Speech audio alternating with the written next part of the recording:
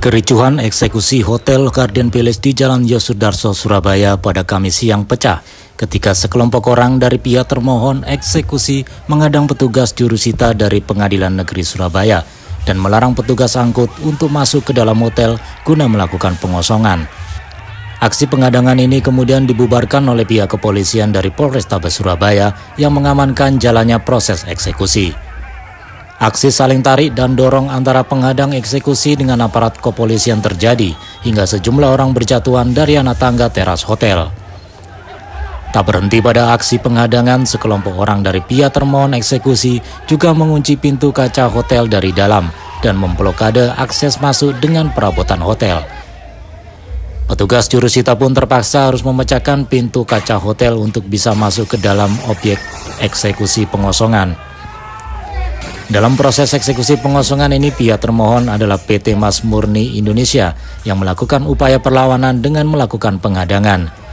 Aksi ini dilakukan karena dari pihak PT Mas Murni Indonesia meminta agar eksekusi pengosongan ditunda dengan dalih masih ada upaya hukum yang diajukan untuk melawan permohonan eksekusi dan masih ada tamu hotel serta ada 120 karyawan yang butuh pekerjaan.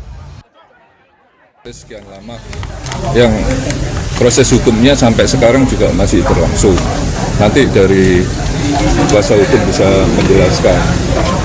Jadi yang perlu kita sampaikan ini, itu kita marilah kita hormati proses yang berjalan. Di samping itu kita harus mengutamakan rasa kemanusiaan.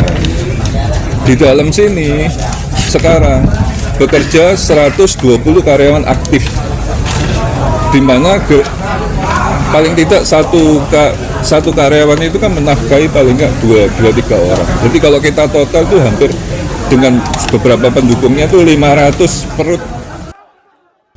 Dalam kasus ini, menurut perwakilan pemohon eksekusi PT Mas Murni Indonesia selaku termohon eksekusi yang merupakan pengelola Hotel Garden Palace memiliki hutang terhadap Bank Victoria hingga terjadi krecet macet selama kurang lebih 1 tahun.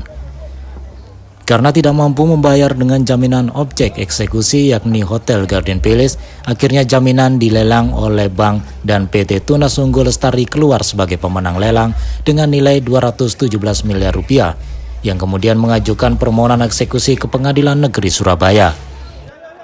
Jadi kami mewakili PT Tunas Unggul Lestari sebagai pemenang lelang dalam eksekusi lelang yang dilakukan oleh kantor KPKNL sebagai pemohonnya adalah Bank Victoria.